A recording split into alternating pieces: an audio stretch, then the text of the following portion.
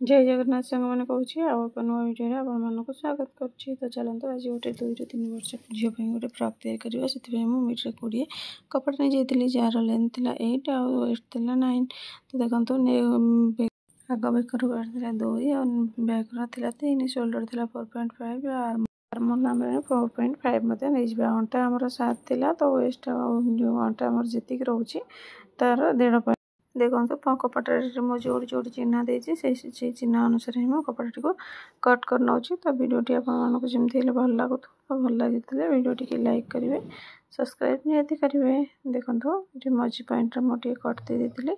तो फ्रंट रे आम लंबाई नहीं 3 पॉइंट राउंडिंग कर देकी से कटिंग करने देखो ये केमती कटिंग कर नौची। तो बैक साइड में एथर आम चिन्ह दबा देखो 2 टिके आग अलग करदे फ्रंट और बैक रे ही आम 2 इंच हुक लगे आपण मैंने चाहिए ए चेन आड करें।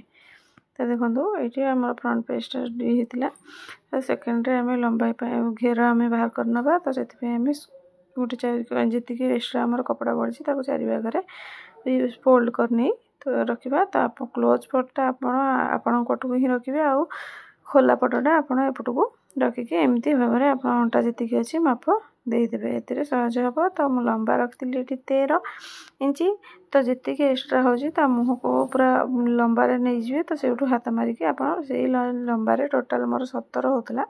तो आपण जी भी हो तो आप अनुसार चिन्ह दे दी आसवे। तो से छोट बड़ घेर हम ना पूरा साइज रे फेंसिंग सिलाई कला को आप कौन असुविधा हेबना मात्र 10 ରୁ 20 मिनट भितर ये फ्रॉकटी आपणकर रेडी हो। तो आप देखो मार्केट अपेक्षा आप निजे तैयारी करके पिला मानको पिंधातु कि रेडीमेड करके सेल करें। देखो कपड़ा केमती आम काटी नहीं। तो ये कटिंग आम फिनिशिंग हो जाए। तो मुझे लाइनिंग देती आपने चाहिए लाइनिंग देवे ना तो आप प्लेन रे स्टिचिंग करें। तो चलते ये स्टिचिंग करना ये स्टिचिंग करने पूर्व आप देखो ये आम हाथ आउ फीता बाहर करना एक्स्ट्रा जी कपड़ा आमर थिला से आम 4 फोल्ड होता। तो आप 2 फोल्ड ही ने हाथ आमर 2 पीस बाहर।